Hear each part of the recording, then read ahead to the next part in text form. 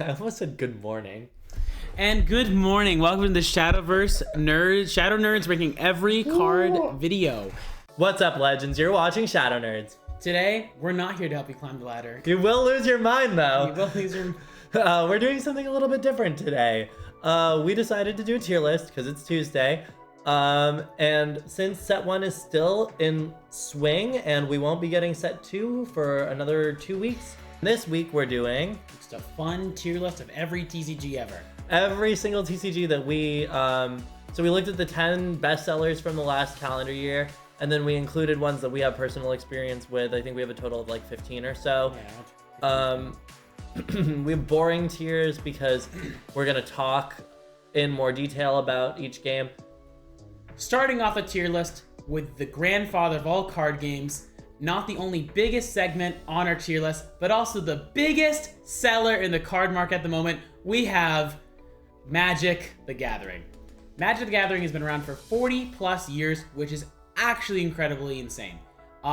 This game right now has so many different ways you can play it, is popping off in every IP you can imagine. Sonic the Hedgehog, Final Fantasy, and freaking My Little Pony. And Avatar: The Last Airbender. Okay, I didn't know that. That's crazy. Yeah, that's coming out this fall, right? Spider-Man. I didn't know about that Spider-Man. Spider-Man and Avatar and Final Fantasy are all standard legal sets. Yep. Pretty cool. Go watch the Professor video about how the Spider-Man cards aren't allowed to be in Arena. Right? Yeah, I don't know Yeah. Arena for some reason. That was interesting. But the fact that these crossover sets are standard legal is going to bring a lot of people into the game and into Constructed, like a non-commander format. Yeah. Anyway, let's talk about where we want to place this game. And right now we're talking about Magic the Gathering. This is the like 60 card constructed formats: Standard, Modern, Legacy, Pioneer, all under the same umbrella. This is like what you would go to your game store and play. Magic paper. I say honestly, just with its legacy, with it's just how it's functioning right now, I'd say Magic's definitely a high A, possibly low S tier pick. It has pretty much everything going for it at the moment. It just keeps growing and getting bigger. It's just the staple of like all TCGs. Thanks to Magic, we have what we have right now.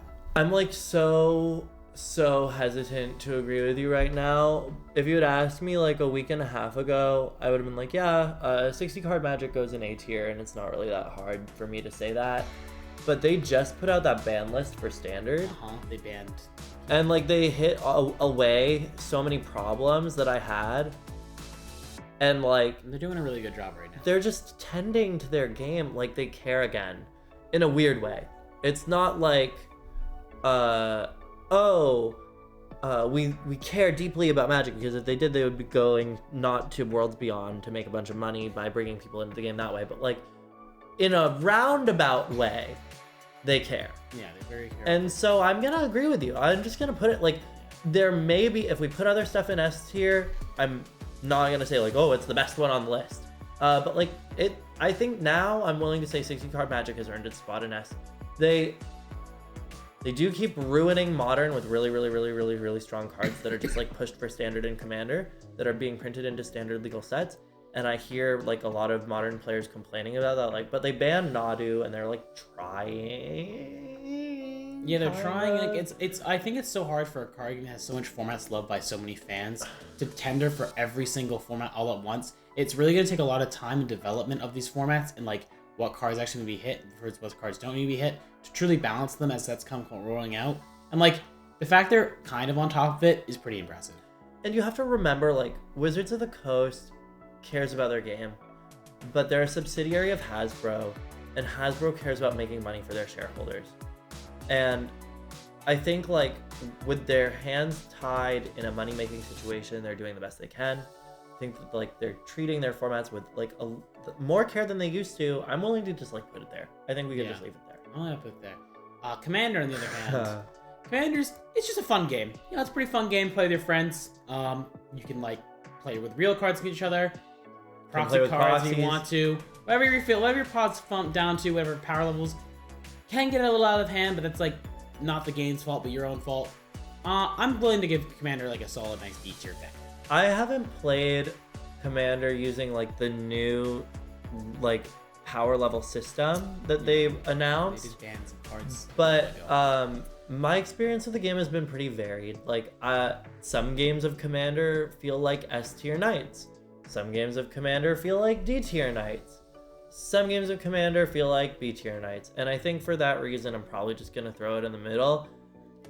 If you're playing with a play group that you always play with, and you all understand how you like to play the game, and you all agree, like, we don't want to deal with this, or you agree nothing is off limits, and you want to play the strong, because, like, I do have a play group where, like, nothing's off limits, we're just going to play the strongest cards in the game, and we're going to kill each other on, like, turn 2, turn 3, and it's fun, but it's only fun when everyone is there for the same reason. Your play group truly makes the Commander experience, and that's why Commander's in B tier. It's solely dictated on your play. I would never go to a Commander Locals. Never. Do not do that. It's a waste of time, money, and money. And like literally, like actively, I would take a nap before I like easy W, go to sleep before going to Commander Locals. Take a mental health break before you command on with Magic the Gathering. Thank you. But it's fun at a kitchen table with your friends. Sometimes. All right, last Magic the Gathering would be Arena. I think I'm willing to just put Arena in A tier. It's really good for a lot of the reasons that Paper Magic is really good, but you lack the freedom of holding the cards in your hand. And so it's like, you can't play Commander on Arena. So like, if you own Magic the Gathering cards for Standard, and you randomly decide that you want to play Commander, you can like pick up your cards and do that. Yeah. And that's a merit to owning them physically.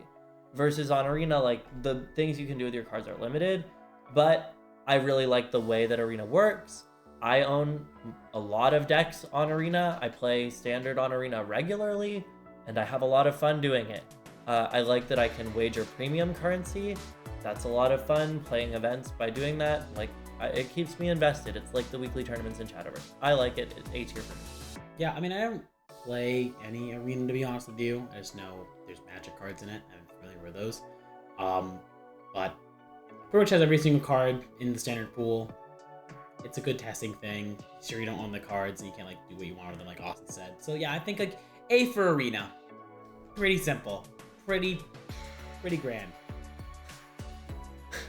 I love A for Arena. Next up for A Drive's card game, which is not going in A tier, we have Elestrals. Elestrals, which would go in E tier if we had one.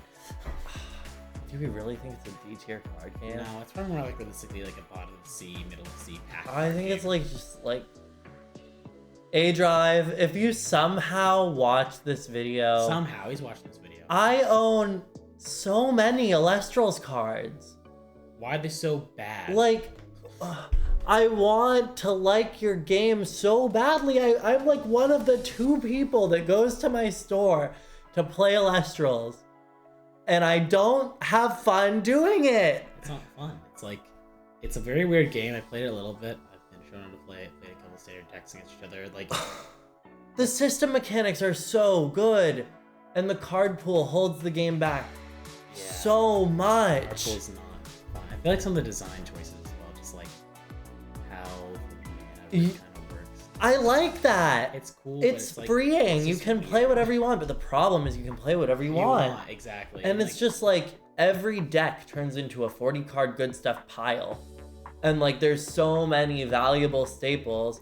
And unfortunately, I'm not trying to come for you, the solution was to like hit removal because everyone was playing it. And it's like, okay, well that just makes the worst removal options better and makes the good removal when you draw it sackier and makes bigger threats harder to get rid of and doesn't really change anything. and good. I don't know what to say. Like, the game could be so good and instead it's just mid, and there are like Yeah, I haven't played much Elestrals, if you could not tell.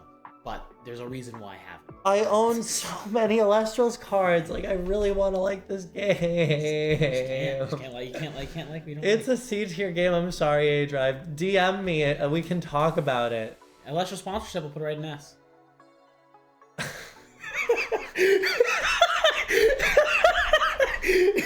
I don't want a sponsorship. I just want to talk. Now that that's a Lestrover. On to the game that inspired A Drive, but it's infinitely better. Wow. Pokemon. You really did just say it. I did just say it. A tier. S tier. I disagree. Of course you do. Every time you disagree. I'm willing to. Okay. The floor is yours. The floor is. If I disagree with you, I will move it back down. Every disagreement he has with me is moving down a tier. Pokemon. Oh no, I won't do that. Let's start this off. Before he starts, I think that this game is worthy of being in the A tier. And if Dominic makes the right argument, I'm willing to say that it could be in the S tier because, like, I don't know. I wasn't expecting to put 60 card Magic in S tier, but there it is. So I'll hear you out. You're welcome. Pokemon, the trading card game, like Magic the Gathering standard, has 60 cards in your deck, and up to 4 copies of each deck card can be played. True. In the past 25 years, with the many different rotations and formats we've seen this game, the expanded format kind of not exist anymore, but did for a long time. We've seen so many different loved and cared for iterations of standard, and this game has upheld something that I feel like a lot of games really can't, and that's Longevity and That's true. allowing the newer player aspect to really get into this game, because the ceiling is so low to start. You're pulling me. Okay. Pokemon is, yes, more simple than a lot of TCGs, but still can be complex. Like, the metagame's always evolving and shifting. There's always these surprise techs and cards that everyone, like, busts in their decks, like, days before the event. They just magically think of it because they exist. There's so much fun in Pokemon because the game is always flowing. There's always a flow state. Each player feels close. Your turn is really your turn, and you can make with it what you want to of it. Yes, there's not a lot of interaction. It's not a lot of interaction, which makes some beat stack decks versus beat set decks. Yeah, a beat stick off. But you know what? There's also some decks that that don't do that, and there's a lot of really cool intrications. This standard format has honestly got to be one of my favorite formats of all time. While playing this game, it's just thought really well. The people from Konami made a really good job of making Pokemon cards. You know why? Because your turn is actually your turn. You own it, so you can do what you want with it. All right, I was like really gonna fight you on this, and I kind of want to, but every point you made is that's because you valid. stand for conflict, Austin. You love Oh my god, the accusations are true. He thrives off the chaos. I think Pokemon really has come around in the last 2 years. I played a lot during the black and white format. Like, I have a fondness for Plasma. I have a fondness for, like, Mewtwo EX, X-Ball. Mewtwo Wars. Oh, yeah, like, that stuff was really good. And then X and Y happened, and, like, it wasn't a dumpster fire, but it was definitely a downgrade. It's downgrade, but not too bad. And then breaks came out, and that I felt like was actually an upgrade. The breaks are cool, and the later mega formats are really cool. The Sazatoad Wars are really cool. Like, this game is so good that I started playing in the Sun and Moon era, and I've got myself educated enough to probably like every single format, and I'm very cloudy about the 2002 to 2007 era. Like, maybe 2006 and then a little 2000. Like, there's just so much cool different iterations of the standard format that has happened because how healthy a rotation is. And also how almost healthy every Pokemon card design is.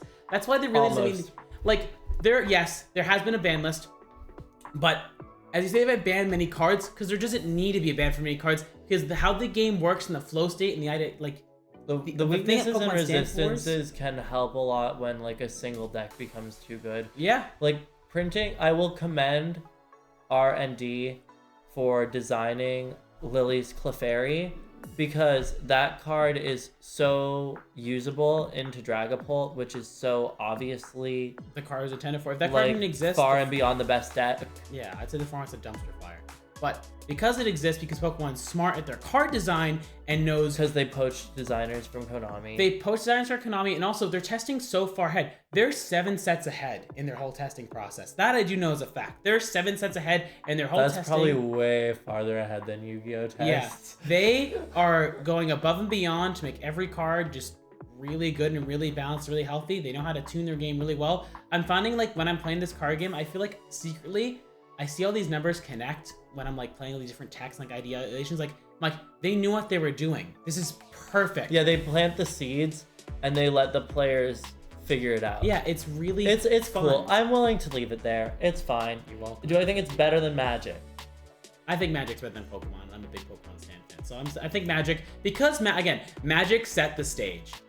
It really If we're going on terms of legacy, sure. And legacy, but playability. In terms of like, as of the recording of this video, which one do I want to like go to my local, sleeve up a deck and play more? Pokemon for me, because I'm biased, but I think like if I experience Magic, I'd say like maybe on the same thing. Because it's the same kind of playing field and Magic has this legacy more than Pokemon, that's why I'm going to put Magic. If I could like put them exactly on top of each other and not have to decide which was better, I would probably do that. Time for the Bandai Bonsai. Bandai Bummer. Dragon Ball card game Fusion World. Woo! It was a Fusion D World. for Dragon Ball. I want you to start first because you played the original Dragon Ball and I Oh my played the newer god, Dragon I Ball. played Dragon Ball Super. Yeah. I really did. He's old, chat.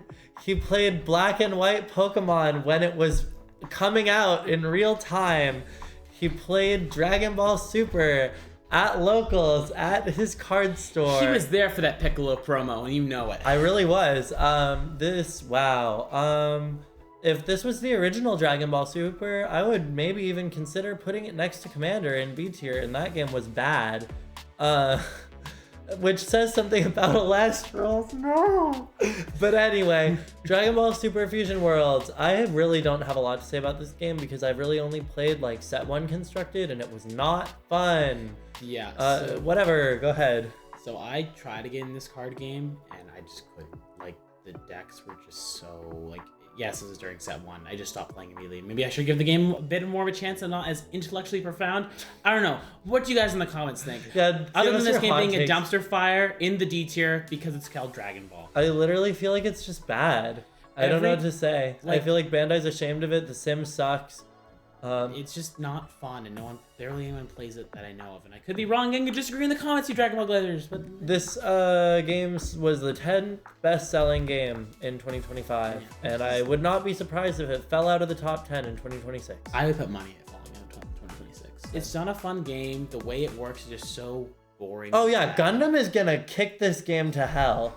Sorry, we don't even need to bet on it. Yeah. This Gundam's gonna kick this game to hell. Gundam's on this tier list, and Gundam already just feels really fun. I actually do like Gundam. I can't even like say anything negative about it, but that's because I haven't played with all the cards in set 1 yet. I do know a card you can say stuff negatively about that I disagree with, and I'm gonna let you take the floor in this one. All right, here's One Piece. More like One. I'm gonna listen to you now. I want to hear your One Piece. Why is it bad? I don't think it's bad. That's why it's not in C tier. So why is it like? Why do you not think it's? I think it's like actually an A tier game. Do you go to One Piece locals? I used to. Okay, point proven. Well, I stopped because I've been so Pokepilled recently. I need to lock in that Pokemon action. But I've been keeping up with the meta. I've been watching a lot of videos in the meta and like keeping up with it and like keeping up with the attacks and like ideations. Okay, I'm gonna ask you a series of yes or no questions. And I'll answer yes or no. And you'll answer yes or no. And based on the answer to those questions, I'll posit the claim that this game can go no higher than B tier. First question. This game has experienced multiple month-long single deck formats. Yeah. Like, you're like, oh, great, I can play Sakazaki or whatever the fuck his name is. Or I can play Enel, right? Those were 2 decks that were like 2-0. Yeah, those were like really good when they first came out, but like now the game's a lot more nuanced and like just different. Like the format right now is really cool. You have both the Luffy decks, the green purple Luffy and the blue purple Luffy, that utilize Gum Gum Giant in a different way and like utilize like how their bodies and game plans work in different ways. You have the blue purple Luffy, the 3 life leader with 6,000 power that just wants to ramp its Dawn out. So A, it can add an extra card to your card hand every single turn, and then B, loop your Sanjis to loop your Linlins, and like also use I believe in the recent list used like the Docs Kyoto Pirates package to keep putting Dawn active so you could keep Gum Gianting over and over again, then end up back on 10 or for like 9 to use your extra card search for the Luffy and then Sanji loop again, and you just keep like it's like a fun deck. And then Green Purple Luffy is this really cool deck that it gains power by putting Dawn from your Dawn field back into your deck. You're very rarely having 10 Dawn in your field. You'll always end up like around like, I don't even know. I've had like very little experience with this deck, like playing against it. But like, you like maximum maybe 7 Dawn will see your field. I think it also just suffers from this Bandaiism that like every time a new product comes out, the format gets power craft. And like, I am kind of scared for the future of One Piece, so I think I can honestly see it being a B tier because like some of the card leaks kind of insane. It's just like another. Like, I feel bad saying it because it's a cash grab card game, but they try. It's like, it's not Union Arena levels of cash grab, right? But like, it could be so much better than it is. Okay, maybe B tier probably is the right way for it because it's a Bandai card game. That was my last yes or no question, which was like, does product release actively push power creep and change the format meaningfully every time? And the answer is probably yes. It's gonna start being really bad. And like, I believe in it, but only as much as Bandai does. And when they do crap like that, they don't make me believe in it very much. To tell you just this in the content, new OP13 leader Luffy, it's red and green, has 4 life, and if you have 5 or less Dawn cards standing at the end of your turn, you can just rest one of them and give your leader 2,000 extra power for the battle. Awesome. Which is pretty gross. You just have like a Dawn, like, because your Dawn's like part of your hand size, now it's like a lot more like part of your hand size. It's like gonna be pretty broken, a little broken. I think I have a problem with the fact that like there's no good way to print interaction into this game because of how the color pie works. It like, you can't think of every color something that like has interaction, but then like then the good decks just get better. Exactly. There's no good way to do it. There's no way to not power creep the game. They kind of shoehorn themselves into this pacing of like, we create a problem, then we fix it, then we make a new one. We create a problem, then we fix it, then we make a new one. And then it's fun for like 4 months in between when they have their shit together, but maybe it's just by accident. And like, I don't know. I don't have a lot of faith in it, but it's fun sometimes, and so I'll put it in B. Yeah, okay. I think that's fair. You killed me. Next! I haven't touched this card game at all. There are 4s all you know. I feel like this game's better than Dragon Ball, but I don't even know if do I have as much fun playing Union Arena as I play Elestrals. No, I actively buy Elestrals cards. I don't actively buy Union Arena cards anymore, and I think that's like a good indicator of the fact that I enjoy that game less. Yeah, I've never touched this card game. This is not a fun game. It doesn't seem like a fun game. Like I heard it was bad, and I just like stayed clear from it. I'm like, I'm just not gonna touch it. I don't want to think about it. There are good things about the game. It has that Weiss Schwarz-ism of like every IP gets a set, and there's strict balancing within like no set is really intended to be like overtly better than any other set. Like there's supposed to be some degree of parity. So like if I play Jujutsu Kaisen against Demon Slayer, it's not like, oh, why aren't you just playing Demon Slayer, loser? Like you should be playing the better cards because they're better. And it does that to a degree, but there are still like really bad problems that exist. Like the format is not super diverse. To what I know, it is getting better, but it also just suffers from being kind of boring. Yeah, it just sounds like a bad card game. All right, I see your point. They tried. Never tried it. Digimon. I'm a Digimon unk. I'll be honest. I played the game. We both are. We're OGs. Both OGs. This game was like the card game that got me back into card games during COVID, and like it makes me biased, put it higher, but I'm just gonna really try not to. It just like had a spark in it. It was fun. So stale. It's so eating itself. Yeah, now it's like every card's kind of a mess. Every deck's trying to do the same thing, and like the power creep's just like, we're gonna make it so this deck does this, but like better. Beats you over the head with power creep every set. Every time, and it's like the same thing. You're just buying the same cards with the same things at like more efficiently and like cooler with like flair, I guess. But every card's not turning into a Yu-Gi-Oh card, so why not? Let's just I have can't fun. even play the Digimon I like. Like, part of the reason I wanted to play Digimon is because, I'm old. I actually like Digimon. So it's like, ooh, I can play, like, one of the decks I really like in Digimon is Biomon Rush, because I get to play a theme. I get to play all of the Biomon cards. Too bad it's f***ing power crept and terrible. Like, that's like anything in a card game. Like, I think Digimon, like, as a competitive, like, retrospect is, like, I think it was good, but it had the Bandai effect, and the Bandai effect really took over, and now it's just, like, Not even, like, they try, and there are formats of Digimon where the game is fun. But again, it's like, I only have as much faith in it as they do, and they only see it as an opportunity to make more money. I could honestly see Digimon, like right now, in its competitive aspect, to go with the top seed here. It's like, I think just because the Bandai card game has really just taken over that. But better than Elestrals, I will say that. Markedly better than Elestrals. Yeah, better than Elestrals. I would actively perhaps go to Digimon Locals. Like, I do own a deck that I could go play today.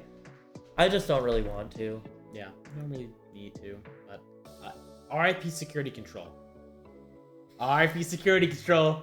It's gotta go in the video, man. It's gotta go in the... Bless up. I miss Magna Angemon. 8-tier card game. Woo! Weiss Schwarz, baby! If you haven't played Weiss Schwarz before, do something different with your time. After you watch this video, go buy a really cheap Weiss Schwarz deck. Go buy a structure deck to play against your friend, if you have a friend. I could rave about Weiss Schwarz so much, and I barely touched the game. The way the game works is so nuanced and so cool.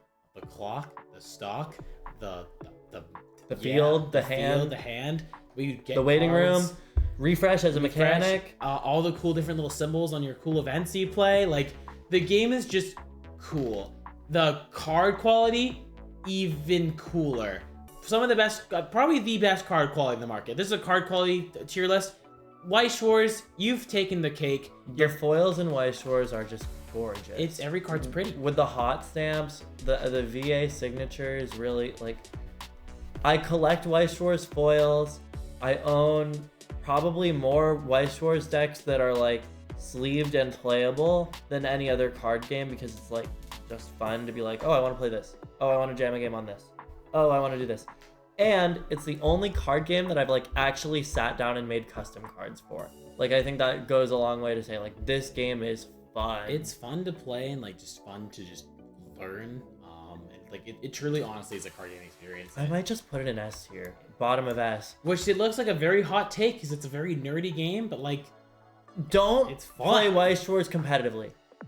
Don't try to become a professional Weiss Schwarz player. Okay, now it's kind of like putting it back in A tier. When you talk about why not become a professional Weiss Schwarz player? Too much RNG. What? Wow. It gets to a point. Okay, doesn't that make it bad then? No, well, okay. I Actually, feel like, honestly, every time I go to a Weiss Schwarz tournament, I end up doing pretty well. So it is a skillful game. There's a lot of skill. But RNG can kill you. And Weiss Schwarz is played best of one. And that's a big problem. Okay, so since it's played best of one, I'd put her in A tier personally. Just cause, like, yeah, where Commander is B tier because it's fun at your kitchen table, Weiss Schwarz is A tier because it's fun at your kitchen table. I would not recommend paying money to travel and stay in a hotel to play a Weiss Schwarz event. And I'm sorry if that hurts the revenue of the game. Best of one? I didn't know that. And you have to do so well in Swiss to advance to Top Cut. And the tournament that I did, it was like a 13-hour remote event. It was very stressful to play this game best of one because of the mechanics of the game involving some RNG. That means like not like reflective to be super accurate. Like, because you're gonna have like a deck just might have a really good finish because they just drew really good that day. I would actually argue that that's a feature and not a bug in the case of Weiss, where sets are xenophobic, and it's like I can't play quintessential quintuplets cards and hololive cards in the same deck. The RNG of the game helps balance the disparity between the sets. Because the RNG is actually skill intensive, because now I'm gonna get into some Weiss Schwarz terminology. I'm sorry, skip ahead if you don't care. But because of how compression works and how you can actively play for compression, taking damage is a random act, but actions that you've taken over the course of the game up to the point where you're taking damage influence whether or not that's going to happen. So it's semi-random, not truly random. For any of your more simpleton card game please out there, he's basically just talking about thinning your deck, making your deck smaller so things happen more. It's fun. Learn to play Weiss, buy a structure deck, play it against your friend, buy a deck for your favorite anime. Yeah, all the animes. And you're done. Any anime you only need to own one deck. It's not like a new set is going to come out with staples. Sets are xenophobic, so like pick a set that only has, or pick an IP that only has one set. Low investment, low price point. It's really fun. You'll play it forever. Like, pick it up, put it down. It doesn't matter. It's like an evergreen game that you can always come back to. Highly recommend. I think we need a heater here. We need a heater. And that is gonna be Lorcana, a game I've never played. Big heater. Thank you, Walt Disney. Walt Disney, the trading card game. Wow. I did not expect you thinking that bad. Wow. Prize support. Thanks, shout out prize support. It's boring. I don't have any experience in Lorcana. All I know is that there's Disney cards, and it's like kind of different with the way the card game works. I think Lorcana has a lot of potential, and I don't really think that Disney's ever going to really tap into it. No, it's nor do I think they ever need to. It will be what it is forever, and that's okay. It's boring. The best decks are the best decks. There's not a lot of nuance. The color system is cool that you can mix and match up to 2 of your choice. I like that. It gives you a little bit of agency, but I still think it's boring. But there's a really good prize support, so if that's what you care about, you can grind Lorcana and actually make some money. If Disney just in like having a big hold of their IPs, I just like they do right now, just like Magic do it.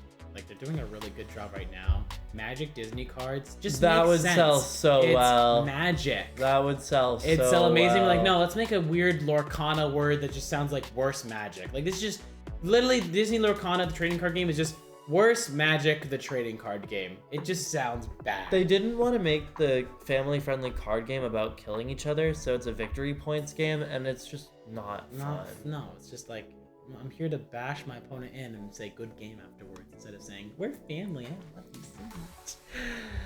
It's not a cool card game. Another game that might not be on your radar. We may have like the actively largest locals in the country for this game. It's pretty cool. We have like a 16-person Neopets locals for no reason at all. I'm comfortable putting this in the bottom of A. It might, depending on how this most recent set affects the game, it might have to go to the top of B. Let's just put it at the bottom A for now, just for the click. Just to even things out. Just for the aesthetic. So Austin showed me this game around a couple months ago, and like I don't actually still play it just because I'm just busy on the day locals are going. But it's a fun game. There's so much really cool, like how you build your deck, and like just how the game works itself. The best of 3, like how it's like kind of built in. Yeah. It's just like it's just super cool the way each card interacts with each other, how powerful food is, how powerful like. You can only play 1 card per turn unless it's like food, and then you can play multiple food cards per turn, and then your leaders do all these cool effects. I could just go on and on. Like, I really like Battle Dome. This is a game where I will sit down with my 50 card deck, spend 2 hours grimacing over an individual card, change it out, and then spend 2 hours grimacing, and then change it back, and be like, yeah, that was time well spent. It is a really fun game. And you'd think that the dice would kill it, but they don't, because it makes it fun. Every decision you make, from deck building to which Neopets you choose to play, informs your relationship with the dice.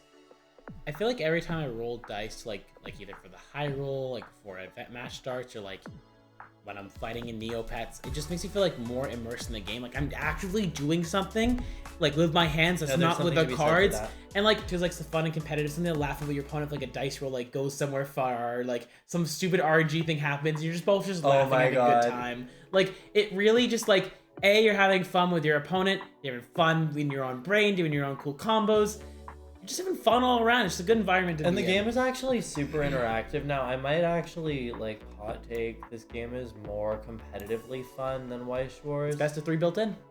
But it's not as big at all. No, it's not even about that. Yeah. It's more like about Weiss Schwarz has better design, but Neopets is more competitively fun. I mean, can you better design like the card functionality, or like better design? As in, like, I actively have more fun playing Weiss Schwarz, but Neopets has more competitive integrity. I feel like more competitive integrity probably puts you higher in the tier list, and like a bias of having more fun in a card game. But I want to sit down and play a game and have fun.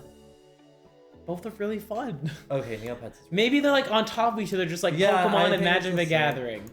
They're just. Am I biased towards Weiss Schwarz because I've been playing it longer? Probably. But you're also biased to Neopets because you just like sitting there for 4 hours deciding between one freaking card in your deck. Well, no, but that speaks to how good the game is, which is why I like, think it's okay, maybe it is a little bit higher. Yeah, I'm fine with this. It's a good game. If you haven't tried Neopets, I wouldn't actually encourage you as much to try Neopets as I would Weiss Schwarz, because Weiss Schwarz is such a low barrier to entry.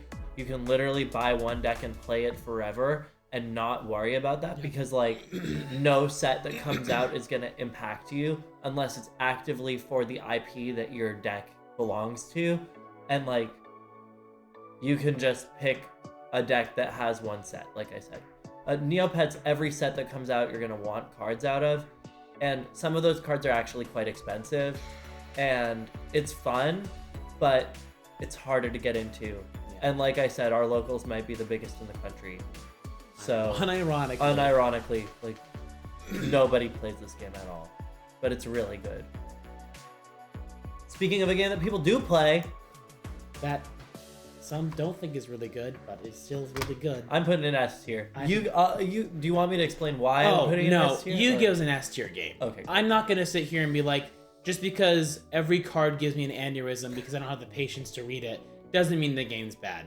It's just not a game that's like made for maybe just people who. You have to be a special kind of special to like Yu-Gi-Oh.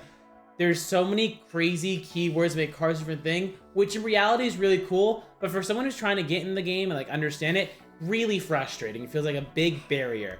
But like that doesn't make it user friendliness might put Pokemon over Yu-Gi-Oh. Yeah, maybe. Yeah, I think probably, but it doesn't make it go into the A tier. The game is still super strong. There's so much fun interacting. In the last calendar year, Konami has done a lot of work to make the game more user friendly. Like, a set called Crossover Breakers came out in the last year, which introduced two decks, Ryzeal and Malice. I'm sure everyone watching this video has heard the word Ryzeal and the word Malice come up. If you haven't, what rock do you live under and where can I find it? But yeah, they introduced two new decks, Ryzeal and Malice, and those decks were individual themes that came out in this one deck building pack, and they skyrocketed to the top of the tier list, and you could pick them up and play the game. And all you needed were your staples, and you were like good to go. And they're doing it again in like a month. A set called Justice Hunters is coming out, and 3 themes are coming out in Justice Hunters that are all competitively viable, and it's gonna happen again. It's another great entry point for the game. In the last 2 to 3 years, they've released 4 Rarity Collection sets, which have reprinted a plethora of staple cards back into the format to become affordable.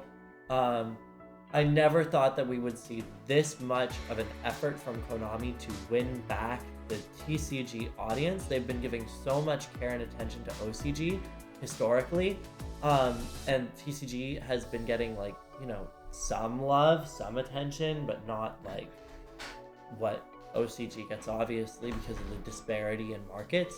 But like, Yu-Gi-Oh is back, and I am willing to put it in S tier. Last year I would have put it in A tier. Maybe a year and a half ago I would have put it, even a year ago I would have put it in A tier. Now I'm willing to put it in S tier again. This has nothing to do with the game Yu-Gi-Oh, but I also want to point out, anytime like a Yu-Gi-Oh drama thing happens, I'll watch the video just because the content's just that good. Yu-Gi-Oh content creation is the best content creation of any TCG right now in the market, and it's not even close. It's not even close, and every content creator is so fun and different and enthusiastic. Like, it's just, they put the people who love this game put a lot of time to loving this game and to trying to make you, the player, love and enjoy this game and just have a good time. Like, It's definitely not a bad game. Yes, we have our Yu-Gi-Oh community jokes. Yes, I know it's funny. They're funny sometimes. They can be well hit, but a lot of them are pretty miss in reality, except for the smelling ones, because you fucking stink. Yeah, only card game to have a real rule against smelling bad. That's kind of crazy. Yeah. But we were talking a little bit about the barrier to entry and why that might put Pokemon up over Yu-Gi-Oh! But I think that Master Duel is a good entry point if you don't want to spend the money on the cards. This game is viable, free to play if you play every day, and it is a different ban list, but it's a fun different ban list. Yeah, it's something still like a fun. It still has its like own format. I'd personally put Master Duel kind of like above the arena, just because again like the whole online aspect argument. But that doesn't mean it's that much worse. I think like honestly, our S and A tiers are a lot closer than a lot of people might think. That's just how fun card games are. It's almost like this is an A+ instead of an S. Yeah, we're just a little special, you know. And that's why we have the Shadow Nerds YouTube channel. True. Because we like card games. But again, like Austin said, it's a different format, but it's still fun and it's very accessible. Just do your dailies. Keep doing your dailies. You have decks you want to play anymore. Recraft them. Keep crafting. It's not the most generous sim. I would say that Pokemon TCG Live is the most generous sim, but it's fine. You don't have to, like, on Magic the Gathering Arena, I feel like obligated sometimes to actively spend money to acquire cards. Master Duel, I feel like you can viably build many decks as a free-to-play player if you have patience and dedication, and I think there's something to be said for that. Yeah. Honestly, I think we probably should just move Master Duel probably a little Weiss Schwarz. Maybe that'll take. Maybe Master Duel should be top of 8. If they ban Maxi, Maximo Charming format's gonna be crazy. It's actively happening. Let's go. How good is it, guys? Look at the comment in the below. I'm so excited to play Malice on Master Duel once I sell my kidney. Anyway, this game we don't have a lot of experience with, but I think it's pretty good. I like Star Wars. I don't know, I'd put it like here. I watched a lot of Star Wars. But like here. I don't think it's that high for Star Wars. Maybe I'm more like actively turned off by the fact that it's Star Wars than anything else. I'm down to make a tier saying I have no idea how this card game works, so I'm gonna leave it in the comment section to tier it for us, guys. I have played Star Wars Unlimited, and the thing I will say about this game is the way that turns work is so good. Turns work in Star Wars a lot like they work in Flesh and Blood, where it's like a process that we both do together. Like I do a thing, you do a thing. I do a thing, you do a thing. I'm not doing anything, you're not doing anything. We both get our resources back. Then you do a thing, then I do a thing. You do a thing, then I do a thing. Then you do a thing, then I do a thing. Then you say I'm not doing anything. I say I'm not doing anything. It's like the turn resets. We both get our resources back. No combo. It's very cool. Like you can choose to play board. You can choose to play, like there's a lot of different decks. Color selection works similarly to Lorcana, where like you choose a leader and you choose a home world, and those which colors you can play in your deck. If anything, I like just don't play it because I'm not a Star Wars person. Is there an R2D2 Jar Jar Binks back? I couldn't tell you. Moving right along to Flesh and Blood. I'm putting it here. Even though I don't play it that much, it is a good card game. And I can't say otherwise. It's just really, really, really, really, really expensive. It turns kind of like explain it. It seems kind of cool. Again, I have no knowledge. I'm just no brain. Flesh and Blood is a little less interactive than Star Wars Unlimited. Star Wars Unlimited is like I do a thing, you do a thing. I do a thing, you do it, like actively. Flesh and Blood is like I do a thing, then I ask you if you want to do anything, and you say yes or no. And then I maybe do another thing, and then I ask you if you want to do a thing, and you say yes or no. And then I run out of actions, and I pass. And then it's your turn. And then you do a thing and you ask me if I want to do anything and I say yes or no. Then you maybe do another thing and you ask me if I want to do anything and I say yes or no. And it's like, this is actually like a fighting game. That's cool. Like you choose a character, you choose a class. All of the classes play differently. It's a lot like Shadowverse in that way, where they have their own card pool and there's a neutral card pool. And the resource system is really cool. And the only thing I dislike about Flesh and Blood is the price point. It is like a reasonable deck list will cost you anywhere between $700 and $2,000, sometimes more. Like 2,000? Wow. Yeah, no, like it is well, like, and the difference is like your Yu-Gi-Oh staples can go in different decks. Oh, true. There are a lot of class exclusive cards in Flesh and Blood. So when you buy a deck, you buy a deck. But it's a really good game. You're really putting your flesh and blood in those cards. Yeah. I like Flesh and Blood a lot. I would sit down I have one deck because I'm not gonna spend the money on another. And I would sit down to play it with anybody. It's fun. And the reason you guys are all here, Shadowverse Worlds Beyond. I'm willing to just put it here. Yeah. I have a lot of fun. I play Shadowverse every day. It's. I don't play any of these other. I play Yu-Gi-Oh almost every day. I don't play many of these games every day. I've been putting time into Shadowverse and Pokemon pretty much every day.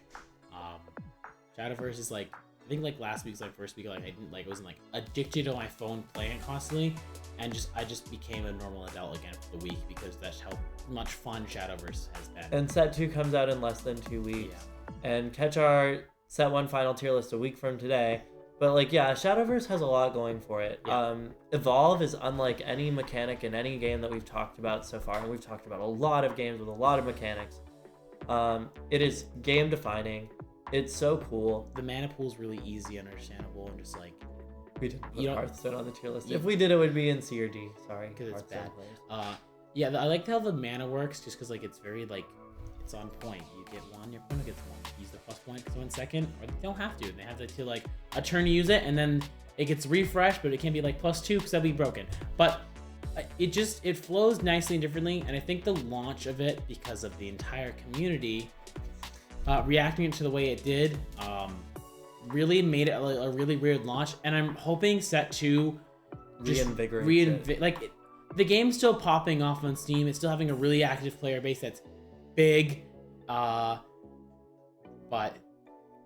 it's a really fun game. And we need more cards. Yeah, we do need more cards. Not in a bad way. The game's still really fun. I want to see the game develop more. I think that's on the wavelength you're talking about. Yeah, we need more cards in a good way. Yeah, in a good way. I want to explore the game more. It's fun. It's interactive. The resource state is just so cool with how the Evo points work, and like, do I have to release the Evo point this turn, or can I save it for like a more impactful turn? Play points and Evo points work nicely hand in hand as a resource together, alongside hand size. The game has a really strong sense of tempo. Yeah, and like the tempo and how long a game takes is like, feels really rewarding when you win a game. Feels really close when you lose a game. Yep. And if you're playing correctly, it's just such a fun game. It's just very, again, another game that's very different in the market, and it's so cool seeing all these different types of TCGs on this tier list, because I can point out like how different each one feels, and like the ones that are more different and succeed at doing the thing that's better in their differences are ranking a lot higher than the ones that are worse. That's actually a really good observation. Like, I probably would have put both Pokemon and Yu-Gi-Oh down a tier like a year or a year and a half ago. Maybe Pokemon would have still made it, but like 2 or 3 years ago, Pokemon could have been down a tier for me. Yeah. And I think what did it for me is they leaned into what makes them themselves. Yu-Gi-Oh is like, yeah, it's an interaction-based game. Every deck is going to have a turn 0 play, which is cool. Pokemon's like, we're a consistency-based game. We're going to print a lot of cards for consistency. We're going to print Poffin. We're going to print Night Stretcher. We're going to print Nest Ball. All of these cards are going to be in standard at the same time. That's cool. They're just leaning into what makes their game fun. Yeah. You get to run your game plan. You get to have fun doing it. You get to interact with your opponent. You get to have fun doing it. Same thing with Magic. You get to interact with your opponent, have fun by doing it, have to have land drops. You get to play on curve. What's cool about Magic is that it's kind of like Yu-Gi-Oh! And Pokemon had a baby. I feel like both those games, like, Pokemon took the part of Magic where like the mana system kind of works and just like said, we're making this a consistency slaughterhouse. And then Yu-Gi-Oh! Said, we're not going to have a mana system, but we're going to draw very similar to the deck and make every card just have all this amazing flavor and do all these cool combos Well, the normal summon is the basic energy attached from the end, right? In Yu-Gi-Oh, yes, but like it doesn't. Again, its mana system is not really like a mana system. It's more just like unconventional. I am here to play the card game. If you have the cards, you can play them. Yeah. And every archetype is designed now in a way such that like everything is an extender, and you really just get to play Yu-Gi-Oh. It used to be like, oh, I need to draw the 2-card combo or the 3-card combo, and then I get to play for 10 minutes and see if my opponent can bring my board. It's like, no, there are a lot of 1-card combos in Yu-Gi-Oh now, and that's a good thing because there are a lot of extenders in Yu-Gi-Oh now, and there's a lot of interaction in Yu-Gi-Oh now. So everyone gets to play a lot of cards all the time, and it's fun. It's fun. And Shadowverse leans into what makes it fun, too. There's a lot of removal. You're always fighting for board. You're spending your evolution points back and forth and back and forth. It's very, like... Again, I said tempo earlier. It's a tempo-oriented card game. It's very fun in that way. I think what just lacks is, again, the bigger card pool. And I think once they see this bigger card pool, once they see like, these new meta games and the Shadowverse Worlds Beyond Standard format develop, it could become a higher thing on the list. Like, it definitely could be worthy of that pick. But these 3 games at the top are here because they've been so good for so long and have had like periods of time where yes they were down but they came back, so that's what makes them great card games. All right, well, that's our tier list. With that being said, our turn's over and your turn's next. Hit us with a like and subscribe combo if you want the run back, and don't skip to the end of the video because we mixed up the tier list. We'll curse you.